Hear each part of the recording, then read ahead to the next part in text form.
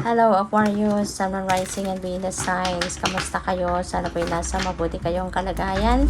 Welcome back po sa Star Tarot. At kung bago kayo rito, welcome din po kayo. Please subscribe, like, share my videos, and leave me a comment po kung nakaresonate kayo. Thank you. So, what else? We have Judgment energy. So, Aquarius, this could be, a calling para sa inyo, Parang tinatawagan kayo dito na Aquarius, asikasuhin mo na to. Kasi po pwedeng meron ditong scenario, merong instance sa buhay ninyo na ngayon, parang nangyari na to. Maaring this is a challenging situation sa ngayon. Nangyari na to in the past at ngayon, parang eto na naman, nangyayari na naman. Pero siguro nangyari dito dati, diba, na-experience mo na to, pero deadma ka lang, or maaaring na-overlook mo to, hindi mo to napapansin or hindi mo pinapansin in the past. Kaya ayan, nandiyan naman siya sa ngayon. Kaya maaari, na napapansin mo ngayon na teka lang, nangyari na to sa akin couple of years ago, nangyari na sa akin ito 5 years ago.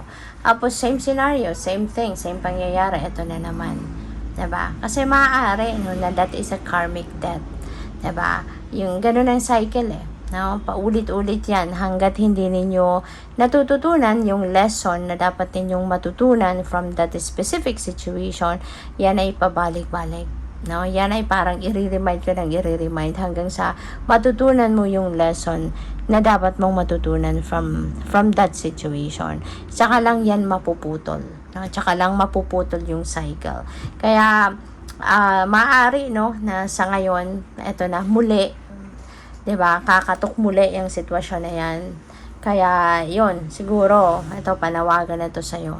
Pansinin mo na yan sa ngayon, kasi it's about time na for you to look into it. It's about time na for you to learn the lesson para na makamove forward ka na sa buhay at hindi ka na muling makaka-experience ng ganitong sitwasyon kung yan ay ma-address mo na ng tama sa ngayon. So, if this message resonates with you, alam niyo yan, kung ano yan na pabalik-balik, na paulit-ulit, ito na naman, nangyari dito sa akin dati, ito na naman, diba? So, what else? We have King of Pentacles. Ayan, so this is really beautiful. Si King of Pentacles is someone na very successful, nasa tugatog na siya ng kanyang tagumpay, nasa pinnacle of success na siya, lalo-lalo na pagdating sa kanyang kaperahang aspeto, trabaho, karera. Ayan, so very successful na ito si King of Pentacles. Kaya maaaring gano'n na kayo sa ngayon. Maaaring nandoon na kayo sa posisyon na katulad ni King of Pentacles. Very successful na. May booming na negosyo, maraming ipon, daming investments, daming savings. Maaaring marami ka rin natutulungan, diba? Pwedeng gano'n na kayo. Or baka papunta pa lang kayo. Kung wala pa kayo dyan sa ganyang sitwasyon, maaaring papunta na kayo. So, maybe ngayon, sobrang sipag at tiyaga ka para marating mo din yung posisyon ni King of Pentacles na eventually you will be very successful. So, magiging yayamanin ka na din, maraming pera, diba? Magkakaroon ka ng established na kaperahang aspeto sa buhay mo. So, we have Page of Swords. Ayan. Say Page of Swords, this is information. Ang daming balita, ang daming knowledge, ang daming pwede rin chismis, naririnig ko. Maaring meron din mga magchichismis sa ngayon. Excuse me po. Para meron maghahatid sa iyo ng mga kwento. Kaya maging maingat ka din, sa pag-react, sa mga kwentong yan, lalo-lalo na kung hindi ka sigurado if that is true or not. So, maging maingat, maging mapili ka sa mga sasabihin mo, But yeah, for some of you, baka patuloy na mag-aaral. Maybe this is knowledge na you're going to get from school, or baka you're doing your own research, or baka meron kang mentor na siyang nag-feed sa'yo ng information. So, yung ganon. So, by the way, maraming salamat for subscribing. And if you haven't subscribed yet, subscribe na kayo. And also, maraming salamat din for not skipping the ads. Malaking bagay po yan sa akin. And also, please click the join button sa baba ng video kung gusto niyo na mag-join sa membership. So, we have hobbies. Ayan. So, Aquarius, maybe this is the time that you are also going to enjoy your hobbies. Baka matagal na ninyo itong nakalimutan mo ng ini-enjoy mo pala ang mga ginagawa ninyong ito dahil siguro na busy kayo sa trabaho, sa career, ganyan. So, now, maybe you're going back to it. No? Maaaring ngayon, gagawin mo na uli siya. I-enjoy mo ng muli, no? Yung mga hobbies ninyo. Or baka meron kayong i-embrace na panibagong hobby. So, what else? We have new career. May bagong hobby, may bagong career. So, that's really beautiful. So, exciting ito. No? Exciting ito kasi maaaring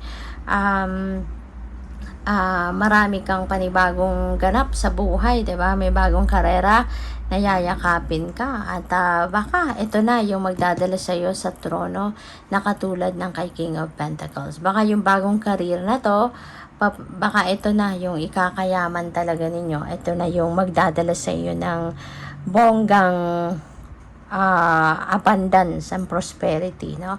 Baka dito ka talaga magiging yayamanin, no? So, congrats sa'yo. So, we have self-care and gracefully aging. Ayan. So, si gracefully aging, baka ang iba sa inyo dito, no? Papunta na sa, alam mo yan, pagiging middle age, no? Maaaring na doon na tayo sa edad na ganyan. Pero, despite that, mas lalo kang parang daig mo pa yung mas talaga mga bata sa'yo. Kasi, mas maalaga ka sa sarili mo, mas maalaga ka sa katawan mo, sa mukha mo, 'di ba? Mas maalaga ka ngayon sa overall health mo, 'di ba? Kung ikumpara siguro sa mas mga bata sa iyo.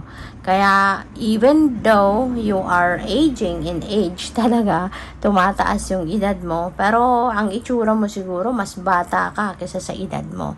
Parang ganoon. Kasi nga mas ka ngayon, mas maalaga ka sa katawan mo. At hindi lang yan, no? Hindi lang sa physical appearance, hindi lang sa health ninyo yung pinagfo-focusan ninyo ng bongga sa ngayon, but even, no, sa mga siguro sa mga knowledge, no, sa mga learnings, maybe hindi ka rin tumitigil, no? Maaring hindi ka rin tumitigil matuto, maybe you continue to learn, maaring you continue to study, 'di ba? Maaring lagi kayong nagbabasa, baka you're a bookworm. So, yun, you continue to gain knowledge, no? You continue to gain new information. Hindi kayo tumitigil, no, sa pag-aaral. Parang ganun kayo. So, good for you. Self-care, no? At maaring kaya kayo mas bata tignan, younger looking kayo kasi talagang inaalagaan ninyo, pinagfo-focusan ninyo yung pag-aalaga sa inyong sarili, which is really good, para ma-ensure ninyo yung longevity ninyo, diba? So, good luck.